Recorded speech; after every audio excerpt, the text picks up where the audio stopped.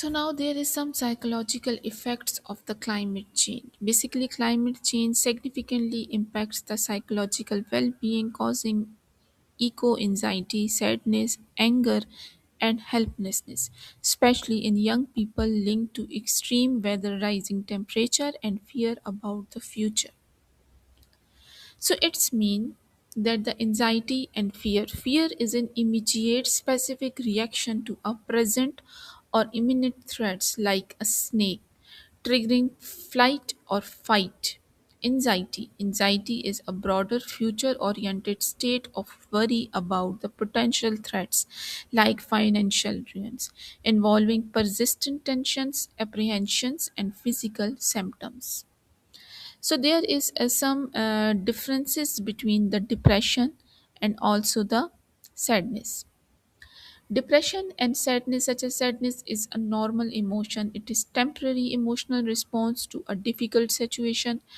Depression is a serious mental illness characterized by persistent, intense sadness, loss of interest, and other debilitating symptoms lasting over 2 weeks, affecting the daily life significantly.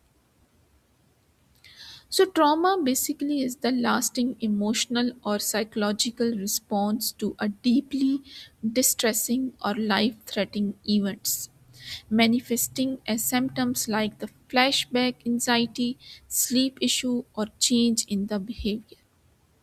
So, what is the solastalgia?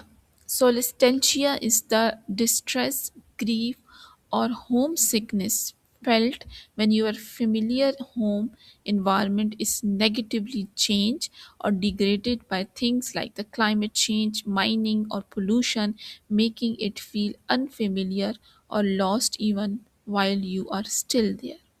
It has been coined by one of the philosophers, which is the Glenn Albert. There is some eco anxiety. So, what is the eco anxiety? Basically, eco anxiety is the chronic fear or away about the environmental issues, such as the climate change and ecological disasters. It is not officially classified as a mental health disorder, but is recognized as a natural emotional response to growing concern about the planet's surface. Eco anxiety can lead to the feeling of hopelessness, sadness, or stress affecting both mental and physical well being.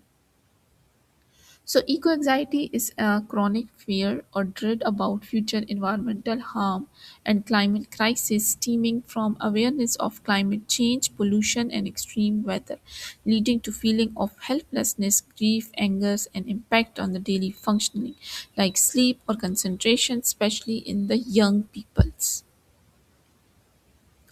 So there is some concepts of the eco anxiety like the chronic fear, a persistent worry about environmental catastrophe or the long term impact of the climate change. Emotional response include the sadness, grief, anger, powerlessness, guilt, and general nauseousness. Impact on the daily life can disturb the sleep, cause the fatigue, worsen the existing anxiety or depression, and make in feel stuck or helplessness. So there is some vulnerable groups affect the young people with studies showing high levels of worry and negative impact on their mental health according to the research cited by the UNICEF and Shadow magazines.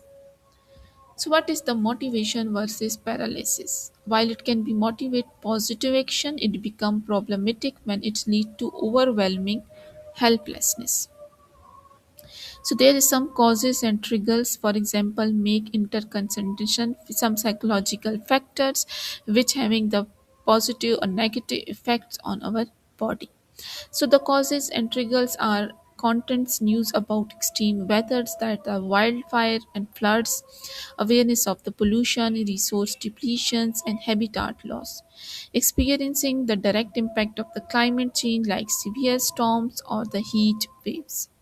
So these are the identifying the clues of your triggers that may be the manipulations, disrespect, unicomfort, unimportance, unwell, or I feel unheard, I feel left over, I feel blame, judged, not enough, good health, or uncared. For example, these are the triggers to identify the causes of the stress. Thank you so much.